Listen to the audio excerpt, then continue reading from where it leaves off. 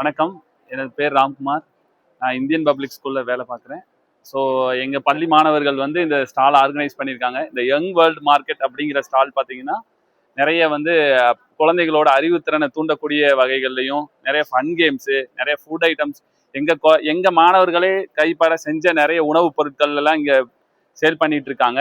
So இதன் மூலமாக கிடைக்கக்கூடிய லாபம் அப்படின்னு பார்த்தீங்கன்னா அந்த லாபத்தை வச்சு நிறைய பள்ளிகளோட சீரமைப்புக்கும் நிறைய நல்ல நல்ல திட்டங்களுக்கும் இந்த அமௌண்ட்டை வந்து அவங்க செலவிட போறாங்க. வணக்கம், என்னோட பேர் குர்ஜத் சிங் ஆனந்த். இன்னைக்கு here we have the young world market and we have multiple kids here who are putting up stalls and we are teaching them the practical skill of entrepreneurship. When they learn this, they'll be able to go into the real world and understand the difficulties. Nowadays everyone thinks that if you want to be an entrepreneur you just need to have an idea and that's. என் பேர் நான் Indian public ஸ்கூலில் ஸ்டூடெண்ட்டாக இருக்கேன். 10th great இப்போ தான் முடிச்சிருக்கேன்.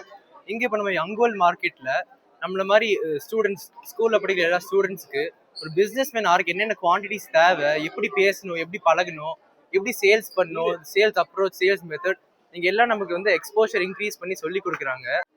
என் பேர் சாரா. நான் டிப்ஸ் குளோபல் எஜுகேட்டில் 11th கிரேட் படிக்கிறேன்.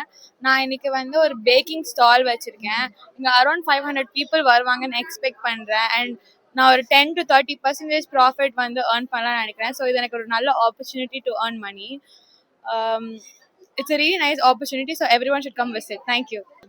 ஸோ நான் 9th ஏர்ன் பண்ண மணி வச்சு நான் இன்வெஸ்ட் பண்ணி வாங்கியிருக்கேன். ஸோ இப்போ இதில் ஏர்ன் பண்ணுற மணியும் நான் வந்து ஃப்யூச்சரில் அதை நல்லதுக்கு இன்வெஸ்ட் பண்ணுவேன்.